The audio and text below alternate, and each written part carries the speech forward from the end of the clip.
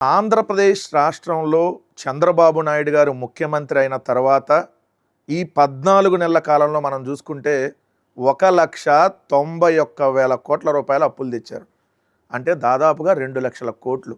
ఏం చేస్తున్నారు ఈ 2 లక్షల కోట్ల రూపాయల అప్పులు తెచ్చంటే ఒక్కటంటే ఒక సంక్షేమ పథకం లేదు, ఒక్కటంటే ఒక అభివృద్ధి కార్యక్రమం లేదు.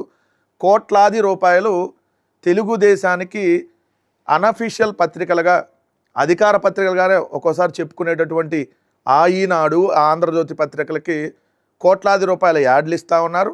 అలానే వాళ్ళ సంస్థ ఈటీవీ ఏదైతే ఉందో ఆ ఈటీవీకి కోట్లాది రూపాయల యాడ్లు. అసలు దేనికి ఆ యాడ్లు ఇచ్చారో చూస్తే నివ్వెరపోతారు మీరు. ఒక్కొక్కటి ఇప్పుడు వాటిలో కొన్ని మీకు ఇప్పుడు చూపిస్తా ఉన్నా.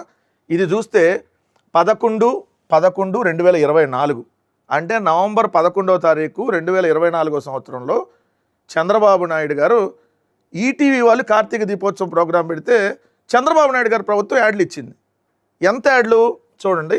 Telecast of government advertisements in ETV AP TV channel Karthika Deepotsavam, దానికి సంబంధించి 30 రోజులు కార్తీక దీపోత్సవం జరిగే 30 రోజులకి 92,04,000 రూపాయలు.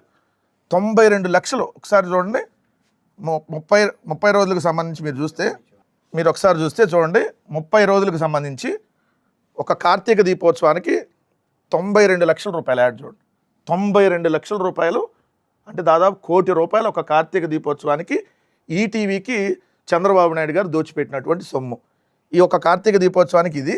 రెండోది మీరు చూస్తే ఇక్కడ చూడండి, వాట్సాప్ గవర్నెన్స్ అని తెచ్చామని చెప్తున్నారు. అంతకుముందే ఉంది వాట్సాప్ గవర్నెన్స్, కొత్తగా ఇది తెచ్చింది కాదు. దానికి అడ్వర్టైజ్మెంట్కి 35 లక్షలు.